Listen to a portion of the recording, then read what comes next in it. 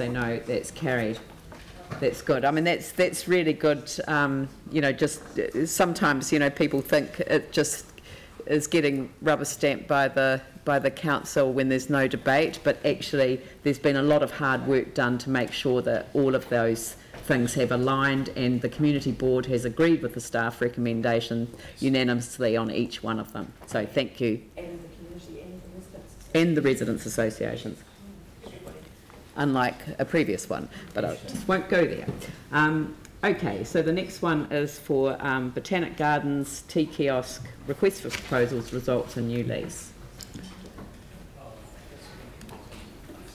Now, yeah, there are two public excluded attachments, so I need to remind you that we need to resolve to go into PX should you wish to discuss any information in the attachments.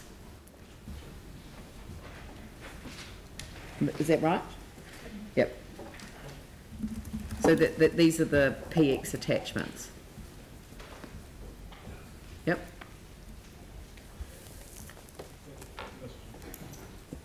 Does that mean discussing the various applicants? Hang on, What? I'll just... Isn't Sorry. it in the public?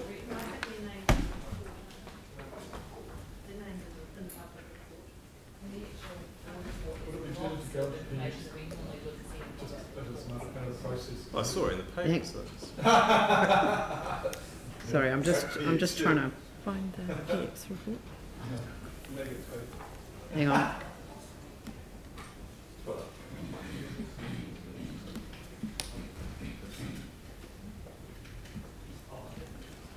Okay, it's the actual detail of the request for proposal. So it's not the name, it's just the detail. Yeah. Yeah, the proposal was, but their response to the request for proposal is, you know, commercially sensitive. It's a, well, not commercially sensitive, but, you know, it's confidential to the process. Yeah. Okay. All right. Right. Now, who wants? Is there going to be a presentation, or do you want to go straight to questions?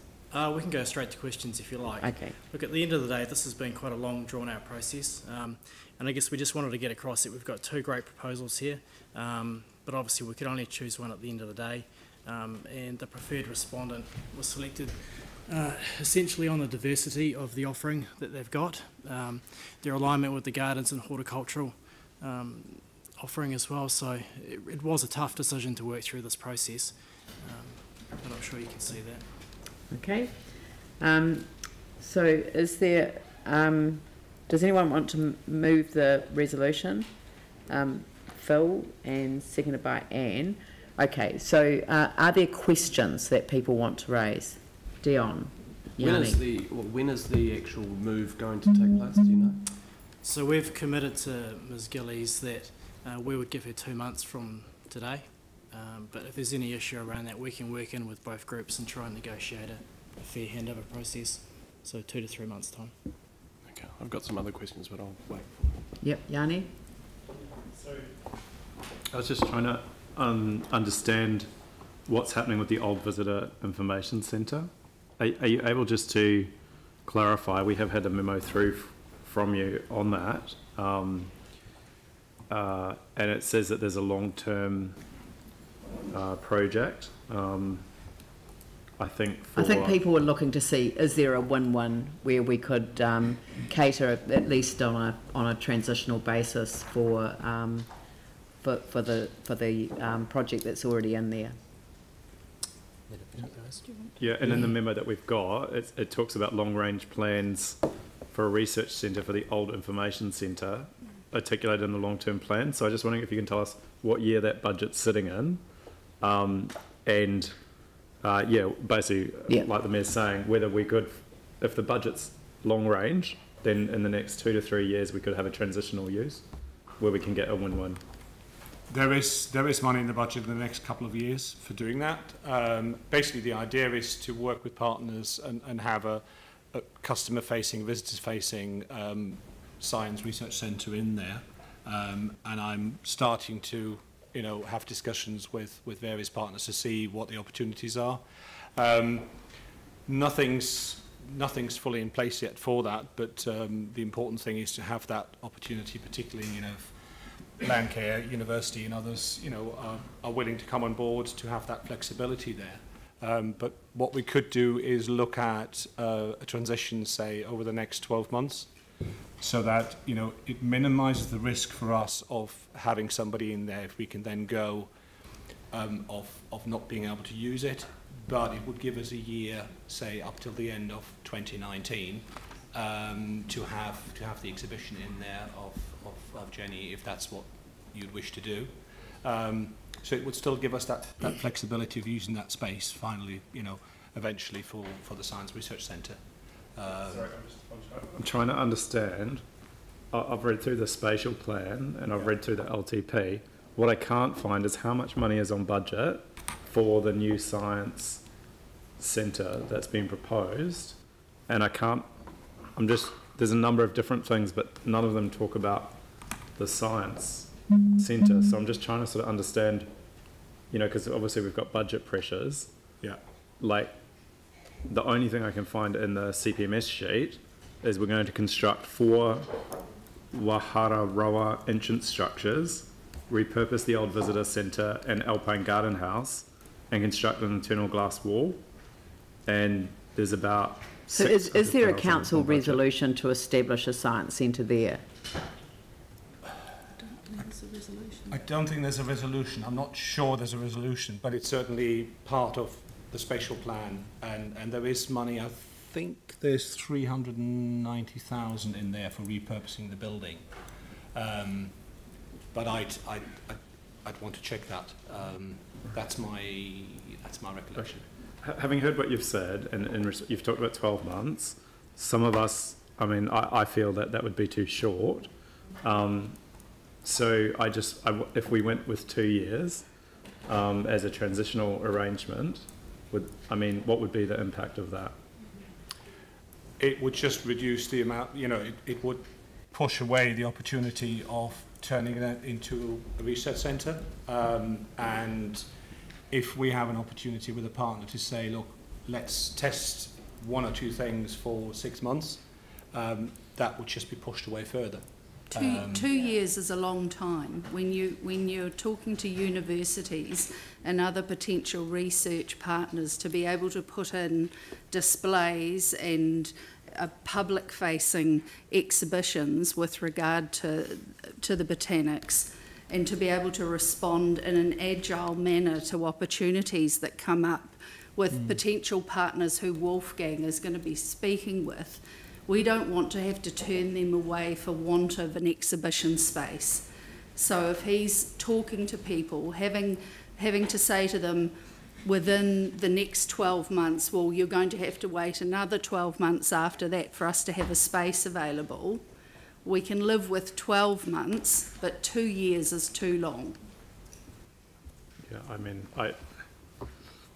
I think we need to, as a council at a governance level, get a report back on the Botanic Gardens spatial plan and what the budgets are. Because we've obviously got lots of priorities in the Botanic Gardens, but also I would have thought that we've got heaps of exhibition space. We've got a new visitor centre that, some of us supported for having a whole bunch of space to have exhibitions, displays, and I thought part of the Horticultural Society proposal was also to have community opportunities for displays and exhibitions. So I'm sort of struggling to understand what this urgent need would be, given that we've actually seemed to have ample space already.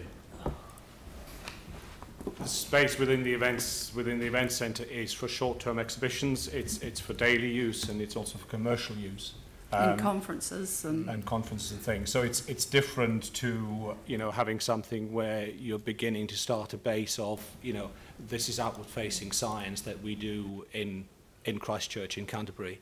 and having longer term exhibitions there, it would be hard for us to accommodate that in the event centre.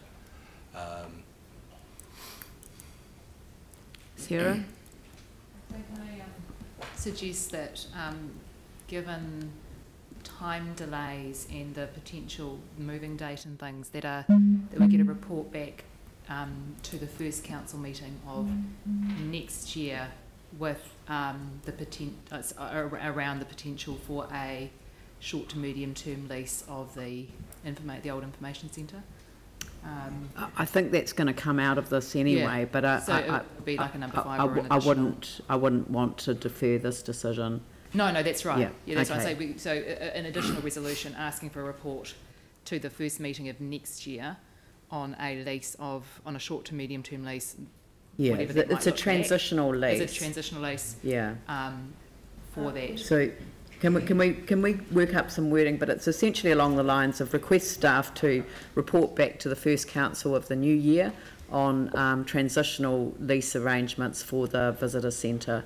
Not the visitor centre, the old visitor centre. Yeah, information centre. But Leanne, The old information centre. That's going to be too long. I think that we need to find something out relatively soon. What you just want this not to happen till about April then, so that you've got time, if there is an opportunity for the Jenny Gillies to move into that, then she can stay where she is and then move March, April or something like that. I think there's time pressure on the Horticultural Society in their current accommodation to vacate. Sorry? I think there's time pressure on the Horticultural Society in their current office accommodation. Right. Is there a reason that if I mean, it seems around the table that we're quite keen to do that kind of use. Is there any reason while we're waiting for the report to come that staff can't be working with the exhibition? Well, how long would it take to put a report together? Because I mean, maybe we are sort of allowing too much time, and maybe if you could report back, next week, just with the. I mean, I'd reluctantly do that because I know the length of the next agenda. What sort of options are you looking for? Because I mean, you can make that decision today, but you would be going against normal process, which is to publicly tender a lease. That's what I'm going to be telling you. No. This is only a transitional lease, so I'm not talking about a permanent lease. It's just a transitional lease, and I don't believe that you do need to go to tender for a transitional arrangement when you're actually trying to cater for the existing tenant, who will no longer be the tenant on the passing of this resolution. We could just accept the 12 months anyway. Would be quite. We have to look at what bookings we've got in place for that for that space. Yeah. So we can't. We need to go back and see whether we've got anything in place that would need to be cancelled. So. Can we also get some information on the types of research that are likely to be done? Because Can I we wouldn't want change to be the putting date? off research that's climate Mary? change related, those kind of things. Mm-hmm. So it could also, the decision could also go to the recess committee if it can be made. If we can do it faster than the first meeting. No. But could a report come back next week or the week after? The last week of the. Yes, there's only 2 more council meetings. For the 19th. The 19th. I mean, that would give you an opportunity to look at all of the existing lease arrangements, but I don't want this to hold up the decision. I think, there's been a long process go on here. It's been through a robust process, and I think we've got to make the decision today. But if we could get request staff to report back to the 19th of December 2018 on the potential for a transitional lease for the old information centre. Right. And are Councillor Clearwater and Galloway happy with that as an addition? Right, thank you. Yeah, Pauline. I'm still not clear about the date that this would commence if it's approved today, because we had some vagaries that you're looking at 2 months, but it could be more by negotiation. There's nothing set in stone, basically. We've committed to Mrs. Gillies 2 months from the date of decision. Because that takes us to probably as a minimum. The end of January, beginning of February, which is a bit of a high season in the gardens for disruption, and I'm still keen to push that out a bit. Even to the end of February would help, personally. Whatever you're comfortable with. I mean, just trying to work through something. Yeah, but the thing is, Yeah, they have to work with the Horticultural Society, who are under pressure to move as well. So, I mean, you we know, can sit down with both parties and try and work something out. That's the best I can commit this to seems right now. tragic that to take that out. well, in the height of the season. I don't know that it's tragic. I just think that we're hearing a willingness to sit down and talk and seek to resolve it, but I don't really want us as governance to you know, override what is a common sense solution, which is the staff work with the Horticultural Society and with Jenny Gillies about the transitional arrangements. Yeah. All right. Any other questions? Yanni? So I'm still kind of unclear around the decision-making process for the different things happening in the Botanic Gardens. Can we deal with that when that is an issue for discussion? It's not on this report. Thank you. Okay, it's just, yeah, we're doing a committee restructure today, so maybe we can raise it as part of that.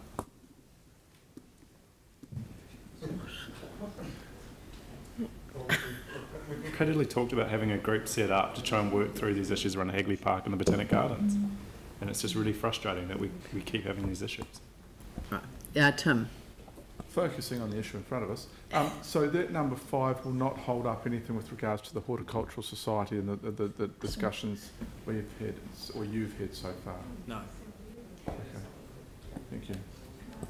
Good. Anne? Just wondering if we should broaden the number 5 to say, rather than just limit it to the old information centre, to look at transitional arrangements for Jenny, because for me it feels like we need to be supporting her to find other options. One of them could be the old information centre, but it also could be some other things, and maybe, you don't think?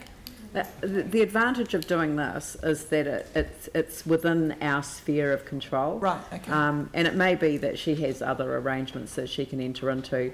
It may be with another one of our facilities. It may be in a different capacity altogether. So at least this enables us to look at a very simple move from one place to the other in the meantime. Okay, yeah, that's fine. I was thinking about Christchurch NZ being involved in some way, that's all. Yeah, I think they are. Christchurch NZ have already tried. They've been and tried? Yeah. Yeah. Dion and... I had some information around the long-term use of the information centre, but I'm still unclear on what's happening there now. Nothing. At the moment it's being used by the Friends, but also we use it for exhibitions, you know, supporting Biodiversity Day, for instance, you know, bonsai exhibitions, that sort of thing. I've had a request recently from the New Zealand Botanical Art Society. They'd like to use it. So it's ad hoc uses like that which we get, and it covers, I mean, looking at a 7-month period recently, it covers just short of 3 days a week over that 7-day period. So the Friends, are the Friends of the Botanic Gardens going to be moving into with the Horticulture Society? They'll be moving in with them in terms of having a base there, and they are sharing with the Horticultural Society. The intention is for them to share the presence 7 days a week. Cool. It still means that for meetings and things, they may have to have other spaces. And we've got a lot. You know, like on Sunday, we've got we've got an event with a talk that I'm giving, which at the moment, you know, we would use the old information centre. So if you took out the time that they've been using that, how many days do you think it's been used, or how often has it been used? If you take out those main users, you take out those, I think it's probably between 1 and 2, probably closer to 2 days a week that it's being used, you know, for other purposes. So all of them tend to be either, you know, a sort of weekend or a couple of days or 1 day. And that's mostly Biodiversity Week has been a bit longer. And part of what we're doing with the tea kiosk is going to allow some community uses for, you know, within that building as well. Within the tea kiosk, that's right. Yes. Yeah. So a lot of that may be able to transfer over and whatnot. Do you think? Yeah. Well, the Hort Society have a huge amount of affiliate groups that they work with that they're going to be bringing into the gardens, not that are already in the gardens. So I think they'll be bringing in a lot more than we would be repurposing from the old information centre. Good. All right. Any other questions? Right. I'll open it up for debate. Phil. I just urge councillors to support this. It's been a long process and hard, but and I thank staff for all of the work, and I think the Canterbury Horticultural Society, in terms of the way clearly you have demonstrated that in fact that this decision will work well. I think we know that the Canterbury Horticultural Society has such a long tradition of such a strong link with our Botanic Gardens. For me, and I think for all of us, this is a very important heritage building, the little tea kiosk, right at the entranceway to the Botanic Gardens. And I think the strength of having the Horticultural Society there, as the staff have indicated, is a number of affiliated groups who are connected, and the Friends of the Botanic Gardens being just one. And I see Mr Niall Drain here today too, as a former director of the Botanic Gardens. There's huge interest and I think it's the connections that the Canterbury Horticultural Society have, you know, not just with the kiosk, but with the Botanic Gardens, and the way that this building from here on can be used in a very innovative way to really develop the whole, I guess, landscape really of our beautiful Botanic Gardens. So I strongly urge councillors to support these recommendations. Thank you. Yanni? Yeah, thanks. I think it's a real shame that it's come down to this. Actually, what was really interesting about the Regenerate Christchurch review of the Central City Blueprint was it talked about the lack of support for creative industries in the Central City, and it talked about the lack of environmental outcomes and monitoring.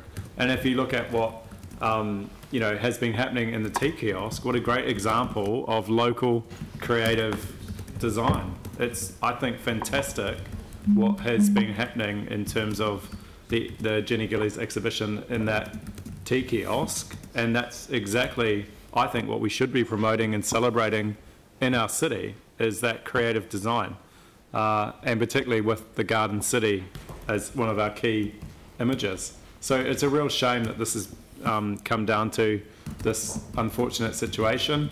I think as a councillor who argued strongly for the new Visitor Information Centre to be built, I'm still struggling to understand how that's basically been turned into a commercial function centre, and all the uses that I was hoping that would be happening in that one actually have now been put into the old buildings that were actually supposed to be replaced and have activity happening in the new. So it is really frustrating that we're at this point. It's frustrating that we've got a new building that doesn't seem to be able to be accessible for the community use. But equally, you know, it is good that we've got groups that are invested in supporting our city, supporting the Botanic Gardens, and that's why I'm really keen to find, you know, a solution for both, rather than just have one. There was I didn't get to it, but I think there was a harvest festival last year or earlier this year. I think earlier this year, which was great. It showed all these groups working together, and certainly, you know, I just think that's what we should embrace. So I think 5 is really critical for me. I really want that to come back. I think it's really, really important. I didn't support this at the community board in terms of the initial resolutions, but you know, I will respect that that's a decision that's been made, and I suspect it will go through council today. So I think 5 is really a critical thing for me. I really want to get that information back. This is a really awful time of year to be doing these decisions, and so if it can come back sooner, that would be even better. But you know, I'll support 5 as hopefully a way forward. But we should be embracing the creative industries in our city. It's been a huge gap post-earthquake. Things that add colour and vibrancy and activation to our central city should be cherished, and I think we have a duty to support them. Thank you. Sarah and Aaron? Yeah, I'm really glad that we've been able to add the number 5 today, and like Yanni, the desire to keep the creative industries flourishing in the city is really strong, but as well as that, the future-proofing with our food and climate resilience when it comes to horticulture is also really, really important. And another thing that's been really clear is that for many of our council-owned buildings that have had extensive repairs, such as Mona Vale, Saint Tākahe, we've had community groups saying, hey, listen, we want access to these buildings, and we want to be able to see the money that's been spent, and we want to be able to look at the heritage fabric of these buildings. And so hopefully being able to transition the Enchanted Garden exhibition into the old visitor centre and allow public access into the restored tea kiosk and repaired tea kiosk will be really excellent, and to give people free access into that so they can see the heritage, the fabric of that building, look through the windows out into the garden, because it's such a special building, will be really good. Aaron and then Dion. Yeah, I mostly support everything that's been said already. I think the Jenny Gillies display is quite unique to our city, and it's something that should be celebrated. Not necessarily it should be locked to the Botanical Gardens area. It would make a great pop-up in a number of parts of the inner city where we're trying to activate, where tourists can interact with it. It's just how we do that and how we find that space. There's a lot of empty retail space that it could be potentially used. It's just how do you make that marriage happen to get the best outcome for everyone, because we're trying to draw people to the inner city, not just the gardens. They are actually pretty successful as far as numbers goes, but getting more people into the inner city would be good, and maybe that's one of the attractions that can do it. Any exhibition will come and go. Exhibitions date by nature. That's what they are. They're a snapshot in time. Whereas the Horticultural Society has been here, it's one of the oldest organisations in the city. It's made an incredible contribution to the city's history, and they've changed in recent years with their schools programs. They're getting into edibles, they're getting into teaching a lot of younger people. Having the schools gardens competition, I think, is showing how much they are changing in the 21st century and adapting to the changing environment that our city is, because not all gardeners are old. Some of them are quite young. I've got a 3-year-old gardener in my place with pet worms and his own strawberries and all sorts of things, so they start young and they enjoy it. Good. Down. Yeah, I really enjoy the creativeness of what Jenny Gillies exhibition does provide to the city, and it's actually really unique, and that's the one thing that's why I've really been fighting quite hard to try and find solutions to creating it, to keeping it here, because I mean the city is in a really interesting space, and these kind of things do bring some life to the city, and I don't want to lose those things. It's not the message that I want to send out to Christchurch, that we're not going to do everything we can to keep people who not necessarily want to make money for themselves, but actually just want to share the love around the city. And that's what I think that exhibition does. I think if we weren't having, if there wasn't a long-term plan for a science centre in the old information centre, I don't think we'd probably be having this conversation, because it would be potentially another place where the Horticulture Society could go and could make it work, who knows. But we've got that building there for the time being. I really want to see a solution come back on the 19th of December. I really would like that, and I think that would send a good message that this council can actually make things happen and work with people. I didn't support this at the community board, but I will support it today, because I do appreciate the work that the Horticulture Society do. I think they do some really good work, and it is a good fit for the gardens as well. But I want to see that work come back, and I really want to see a solution that actually makes it work, because that would send a good message, even if it's a temporary one, and then we can work with Jenny to actually find long-term solutions, because there are long-term solutions in this can-do city. We're the city of opportunity, where anything is possible, and we will make this possible. It's a good note to end on. Oh, Anne. Just to reiterate everything that Dion said, it would be really sad if Jenny took from this decision today that we don't value immensely the work that she has done and the contribution that she's made to our city. And I'm hopeful too that staff will be able to come back with some really good solutions that are a win-win here. because there's a lovely synergy between what Jenny does and we as a garden city, and we do really value her creativity and the effort that she has put into this over many years. So I'm hoping that from this today she feels valued and honoured, and that we are working hard to find a good solution for her as well. Very good. I'll put the motion. All those in favour say aye. Aye. Those opposed say no. That's carried. Thank you very much, and thank you, staff, for all of the hard work that you've done.